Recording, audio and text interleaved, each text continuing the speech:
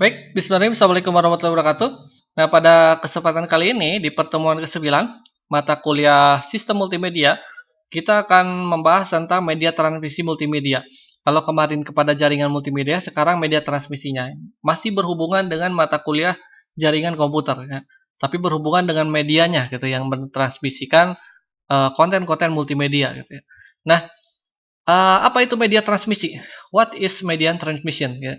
Nah, media transmisi ini adalah media yang memang berhubungan antara pengirim dan penerima informasi data. Ya.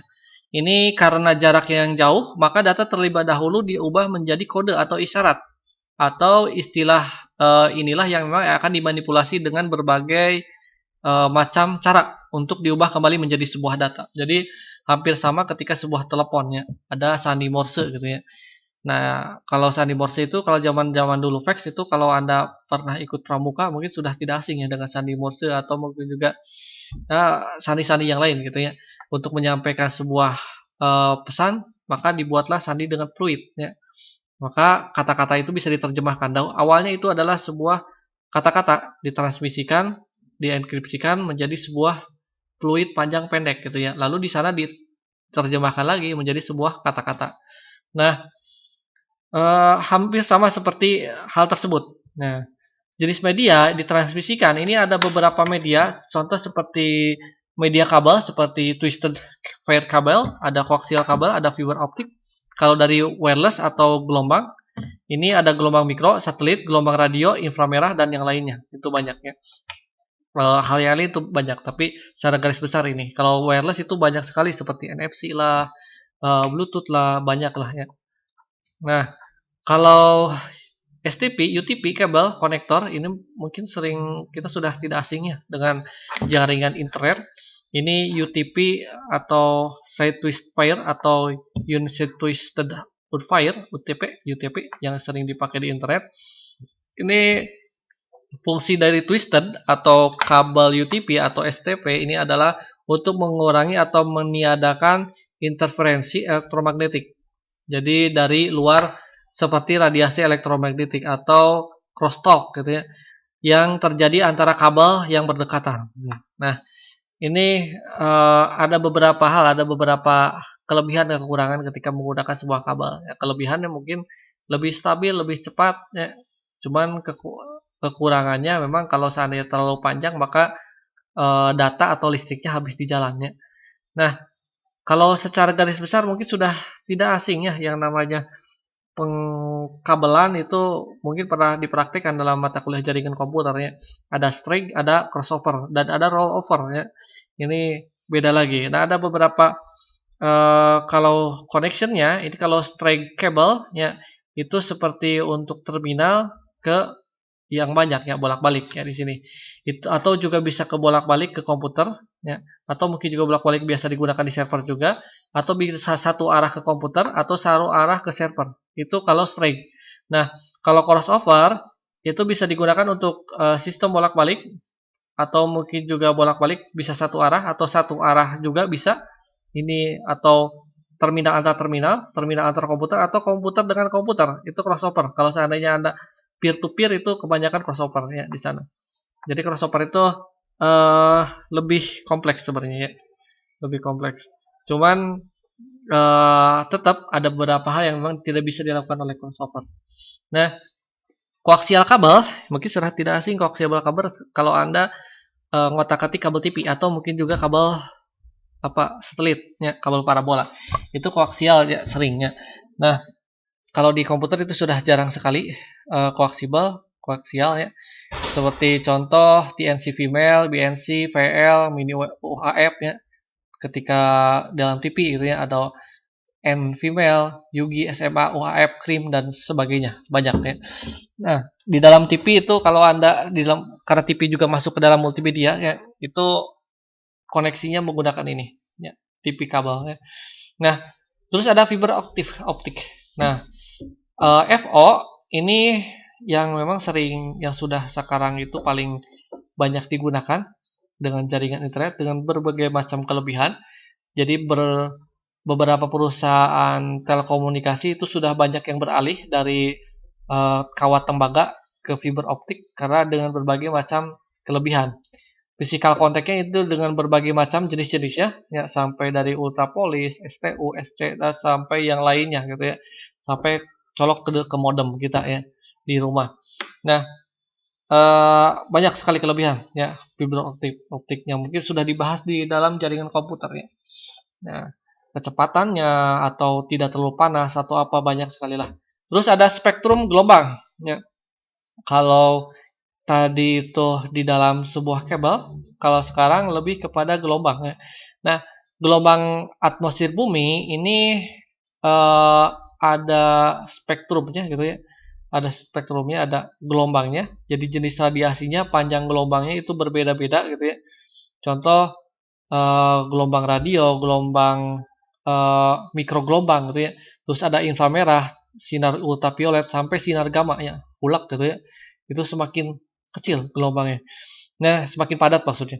Nah, skala perkiraan panjang gelombang ini ada bangunan, ada manusia, ada bisa didengar oleh apa kupu-kupu ya. Terus ada jarum, terus protozoa, molekul, atom sampai inti atom ya. Itu bisa dirasakan oleh ya kalau sinar gamma itu sampai inti atom katanya. Terus frekuensinya kalau manusia itu sampai 8 10 pangkat 8 ya. Terus kalau mikroatom sampai yang terkecil itu sampai 10 pangkat 20. Berarti nolnya 20 ya. Oh, banyak berapa bukan bilion atau kuadlion ya atau apa ya. Nah, temperatur juga itu berbeda. Nah, kalau untuk temperatur ini objek ketika radiasi memiliki intensitas pancaran gelombang ini paling besar gitu ya. Paling besar. Maka semakin ke sini semakin panas juga. Jadi semakin padat sebuah gelombang itu akan semakin panas temperaturnya gitu ya. Nah, jadi kalau gelombang radio kan hampir tidak kerasa ya, tidak terasa panas ya. Nah, terus kalau spektrum sinar matahari, mungkin kalau Anda pernah belajar fisika itu sudah tidak asingnya ada telah belajar prisma ya, prisma. Panjang gelombang sinar untuk prisma gitu ya, praktek fisika. Nah, sinar matahari itu mempunyai gelombang elektromagnetik dari mulai gelombang kosmo, gamma, sinar X, violet sampai gelombang radio. Nah, panjang gelombangnya sampai 1/1000 mikron ya. Nah, ini yang paling dekat sampai yang tidak tampak ya. Ini tidak tampak. Kalau yang tampak yang kita lihat itu cuman yang warna pelangi ya, seperti Magico Hibiniu. Kalau yang tidak tampak seperti sinar kosmo yang paling kecil itu ya. Yang paling kecil maksud di sini yang sangat sangat kecil, mikro ya. Gamma, ultraviolet segala macam. Kalau yang paling besar itu seperti infrared, terus panjang gelombang yang lainnya sampai gelombang radio ya. Nah, itu semua juga sama, tidak nampak. Nah, gelombang yang sering dipakai oleh manusia itu kebanyakan itu infrared dan gelombang mikro ya, yang banyak digunakan untuk sebuah komunikasi ya. Nah, ini beda lagi dalam sebuah mikro juga ada sinar biogenetik di sini ya. Jadi yang dekat ada sedang, ada sinar FIR ya. Sinar FIR. Nah, jadi panjang gelombang ini antara 2 titik di sini. Nah, pertama kita akan bahas gelombang microwave. Mungkin sudah tidak asing, microwave itu ada di di dalam oven nih. Nah, gelombang mikro atau microwave itu merupakan sebuah gelombang radio yang beroperasi pada frekuensi tinggi ya, sekitar 300 MHz sampai 300 GHz. Ini meliputi seperti kawasan UHF, SHF, EHF ya. Terus gelombang mikro juga ini digunakan pada sistem jaringan MAN ya, atau Metropolitan Area Network. Nah, warnet atau penyedia layanan seperti internet atau ISP ya. Nah, gelombang mikro ini keuntungan menggunakan gelombang mikro ini ada beberapa. Pertama, akuisisi antara menara tidak begitu dibutuhkan. Dapat membawa jumlah data yang sangat besar, biaya yang murah. Setiap tower atau antena itu tidak memerlukan lahan yang luas, frekuensi tingginya atau gelombang pendeknya karena hanya membutuhkan antena kecil ya. Jadi kalau sekarang kan di Indonesia itu banyak sekali tower-tower yang tinggi ya. Tapi kalau di Eropa itu banyak tower yang telekomunikasi itu yang sudah banyak ditebang, digantikan oleh tower-tower yang pendek ya, yang memang bisa mewakili komunikasi handphone ya. Itu sudah teknologi sudah tinggi sekali. Mungkin di beberapa tahun ke depan kita akan mengikuti beberapa teknologi telekomunikasi di beberapa negara seperti di Eropa ya. Nah, ada beberapa kelemahan. Kelemahan gelombang mikro ini adalah rentan terhadap cuaca seperti hujan, mudah terpengaruh pesawat terbang atau yang melintas di atasnya. Jadi kalau seandainya kalau dulu Anda punya TV menggunakan antena, terus ada sebuah pesawat terbang atau ada apa ya, ada kereta api yang lewat, maka besok kekersekan gitu ya. Karena itu merusak gelombang ya, merusak gelombang di sana. Karena terpengaruh ya. Terus ada microwave. Microwave itu yang sering kita lakukan ya, seperti antara dari satu tower ke tower yang lain gitu ya. Dari satu tower ke kita mungkin sekitar 1,2 GHz, tapi dari tower ke tower itu sampai 10 GHz gitu ya. Nah, dan samanya itu repeater. Jadi antara kita ketika kita bisa berkomunikasi dari stasiun A ke stasiun C itu menggunakan sebuah tower ya. Dari towernya panjangnya itu sangat panjang ya, sangat luas ya. Kalau Anda lihat mungkin banyak tower jaraknya jauh gitu ya, tapi bisa saling terhubung ya. Seperti sebuah payung kalau seandainya digambarkan gelombang yang saling menguatkan itu seperti sebuah payung ya. Nah, itu sampai gigahertz. Jadi dari satu tower ke tower yang lain. Tapi kalau dari tower ke kita itu sampai 1,2 GHz. Makanya ketika kita telepon ke yang lain tanpa ada tower mungkin tidak akan sampai ya. Tidak akan sampai karena penerimanya itu tidak sampai di sana. Nah, kalau contohnya Anda punya, kalau zaman dulu ada walkie-talkie. Nah, walkie-talkie juga terbatas sebenarnya. Terbatas cuma beberapa kilometer. Tapi kalau menggunakan handphone dengan tower yang banyak, jumlah tower yang banyak, kita bisa menelepon tidak di satu area beberapa kilometer saja. Bahkan satu negara juga bisa gitu ya, karena saling terhubung di sini. Nah, terus ada satelit. Nah, ini satelit ini lebih lagi dari sebuah tower. Jadi kalau tadi ada kabel yang lebih berskala kecil, terus ada tower, ada skalanya sedang, sekarang satelit itu skalanya lebih besar lagi. Satelit ini adalah media transmisi yang berfungsi utamanya menerima sinyal dari stasiun bumi, meneruskan ke stasiun bumi lainnya. Nah, satelit mengorbit pada ketinggian sekitar 36.000 km di atas bumi. Pada prinsipnya dengan menempatkan 3 buah satelit, nah, geostation, pada posisi yang tepat dan dapat dijangkau pada seluruh permukaan bumi. Gitu ya. Nah, contohnya ini seperti ini. Dari penggambarannya internet, ini ada BTS, terus ada satelitnya di atas. Ini biasanya antara satu daerah dan daerah yang lainnya yang memang tidak bisa dijangkau menggunakan tower gitu ya. Nah, ini kita bisa bisa menggunakan internet ya dari daerah yang lain itu karena bukan dari tower saja, tapi dari satelit ya. Meskipun ada juga kabel bawah laut, tetap itu ada beberapa hal yang tidak bisa digantikan ya. Nah, satelit ini keuntungan satelit ini lebih murah dibandingkan dengan menggelar kabel antar benua ya, kabel bawah laut dapat menjangkau permukaan bumi yang luas termasuk daerah terpencil ya. Jadi kalau di Papua itu salah satunya itu menggunakan kabel bukan menggunakan satelit kalau di Papua. Nah, yang paling yang paling mudah gitu ya. Paling mudah bukan paling mudah, Bu, tapi paling memadai gitu ya. Paling memadai, paling memungkinkan ya di sini. Jadi kalau menggunakan kabel mungkin infrastrukturnya harus memadai ya. Entah itu dari jalannya untuk memasang kabel dan yang lainnya gitu ya. Nah, terus daerah terpencil yang populasi rendah meningkatkan trafik komunikasi antar benua, membuat sistem satelit yang cukup menarik secara komersial. Nah, kekurangannya satelit ini adalah keterbatasan teknologi untuk penggunaan antena satelit dengan ukuran biaya ya, biayanya investasinya asuransi satelit ini lebih mahal. Nah, lebih mahal dibanding membeli atau membuat sebuah tower. Nah, atmospheric losses yang besar atau frekuensi di atas 30 Hz ini membatasi penggunaan frekuensi carrier ya. Nah, terus ada gelombang radio. Gelombang radio adalah media transmisi yang dapat digunakan untuk mengirim suara ataupun data. Nah, Anda sering menggunakan walkie-talkie itu juga sama. Kelebihan transmisi gelombang radio ini dapat mengirimkan isyarat posisi ke sembarang, tidak lurus, dan memungkinkan ini keadaan bergerak.